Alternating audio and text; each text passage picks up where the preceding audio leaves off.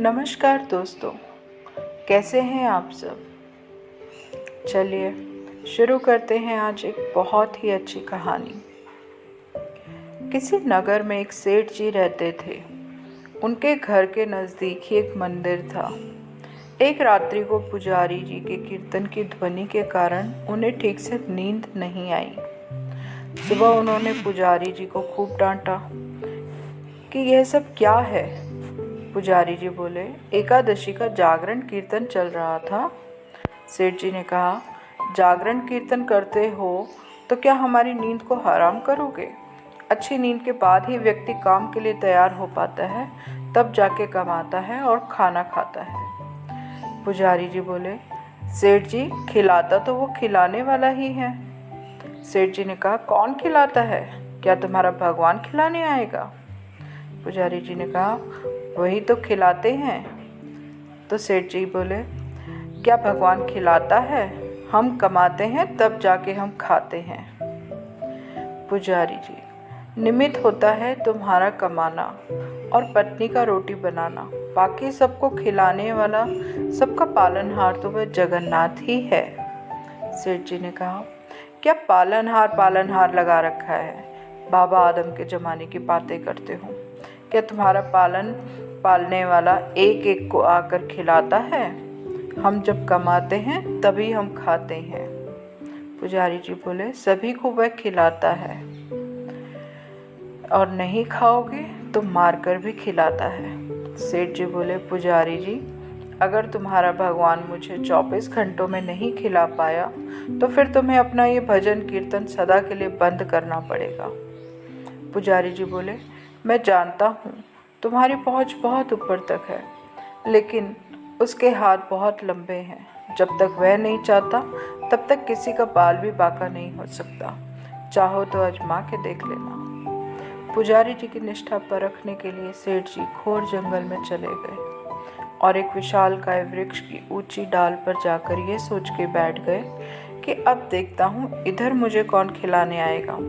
24 घंटे बीत जाएंगे और पुजारी की हार हो जाएगी और ये सदा कीर्तन के लिए झंझट से मुक्ति मिलेगी। तभी एक अजनबी आदमी वहाँ आया। उसने उसे वृक्ष के नीचे आराम किया, फिर अपना सामान उठा के चल दिया, लेकिन अपना एक थैला वो वहीं भूल गया या छोड़ गया, ये तो अब ईश्वर ही जाने। थोड़ी देर बाद 5 डकैत वहाँ पहुँचे। उनमें से एक ने अपने सरदार से कहा, उस्ताद, यहाँ देखिए, थैला पड़ा है। क्या है, ज़रा देखो खोल कर। तो उसमें गर्मा गर्म भोजन का एक भरा टिफ़िन मिला। उस्ताद, भूख लगी है, लगता है ये भोजन भगवान ने हमारे लिए ही भेजा है। अरे, तेरा भगवान यहाँ भोजन कैसे भेजेगा। हमको पकड़ने या फंसाने के लिए किसी शत्रु ने जहर वहर डाल के टिफ़िन रखा होगा, या पुलिस का कोई षड्यंत्र होगा। ज़रा देख कौन है, आसपास देख कर आओ।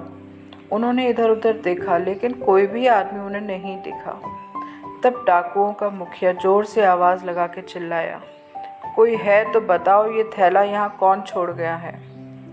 सेठ जी जो ऊपर बैठे सब देख रहे थे, सोचने लगे, अगर मैं कुछ बोलूँगा तो ये लोग तो मेरे गले ही पड़ जाएंगे। तो वो चुपचाप बैठे रहे और सब देखते रहे। लेकिन अपने भक्त का वचन पूरे किए बिना भगवान कैसे शांत रहते। उन्होंने डकैत को प्रेरित किया कि उनके मन में प्रेरणा दी कि ऊपर भी देखें। उन्होंने ऊपर देखा तो वृक्ष की डाल पे एक आदमी बैठा हुआ दिखा। डकैत जोर से चिल्लाया, अरे नीचे उतर। सेठ जी बोले, मैं तो नहीं उतरूँगा। क्यों नहीं उतरेगा, ये भोजन तूने ही रखा होगा। नहीं, ये मैंने नहीं रखा है, यहाँ एक यात्री आया था, वो यहीं पे रख के भूल के चला गया। डकैत, नीचे उतर, तुझे ये खाना खाना होगा और हमें दिखाना होगा कि भोजन में कोई जहर नहीं है। सेठ जी बोले, ना तो मैं नीचे उतरूँगा, ना ही कोई खाना खाऊंगा। डकैत जी बोले, पक्का तूने ही खाने में जहर मिलाया है, चल अब नीचे उतर और ये खाना खा के दिखा। सेठ जी बोले, मैं तो नहीं खाऊंगा और मैं नीचे भी नहीं आऊँगा। अरे कैसे नहीं उतरेगा। सरदार ने एक आदमी को हुक्म दिया, इसको ज़बरदस्ती नीचे उतारो, और वो डकैत सेठ जी को नीचे ज़बरदस्ती लेकर आता है। फिर डकैत बोला, ले खाना खा। मैं नहीं खाऊंगा। तो डकैत के सरदार ने उसको एक चटाक से मुंह पे तमाचा जड़ दिया। सेठ जी को तुरंत पुजारी जी की बात याद आ गई, अगर नहीं खाओगे तो मार कर भी खिलाएगा। सेठ जी ने फिर बोला, मैं तो नहीं खाऊंगा। कैसे नहीं खाएगा, इसकी नाक दबाओ, मुंह खोलो। डकैतों ने सेठ की नाक दबा के मुंह खुलवा दिया और ज़बरदस्ती खाना डालने लगे। तब सेठ जी ने सोचा कि ये तो 5 है और मैं अकेला हूँ, और अगर नहीं खाया तो ये लोग मेरी हड्डी पसली कर देंगे, इसलिए चुपचाप खाने में ही मेरी भलाई है। और मन ही मन कहने लगे, मान गए मेरे बाप, मार कर भी खिलाता है। डकैतों के रूप में आकर खिला, चाहे भक्तों के रूप में आकर खिला, लेकिन खिलाने वाला तो तू ही है। आपने पुजारी जी की बात सत्य साबित कर दिखाई प्रभु। सेठ जी के मन में भक्ति की धारा फूट पड़ी। उनको मार पीट कर डकैत वहाँ से चले गए तो सेठ जी भागे और पुजारी जी के पास बोले आके, पुजारी जी मान गए आपकी बात कि नहीं खाए तो वो मार कर भी खिलाता है। इस कहानी का सत्य यही है कि सत्य में ही परमात्मा की जगत व्यवस्था का कुशल संचालन है। अतः परमात्मा पर विश्वास ही नहीं बल्कि दृढ़ विश्वास होना चाहिए। God is love. दोस्तों, आपको अगर मेरी ये कहानी अच्छी लगी हो तो प्लीज़ इसे लाइक, शेयर और सब्सक्राइब ज़रूर करिएगा, ताकि मेरी आने वाली कहानियों को आप पहले सुन सकें। Thank you.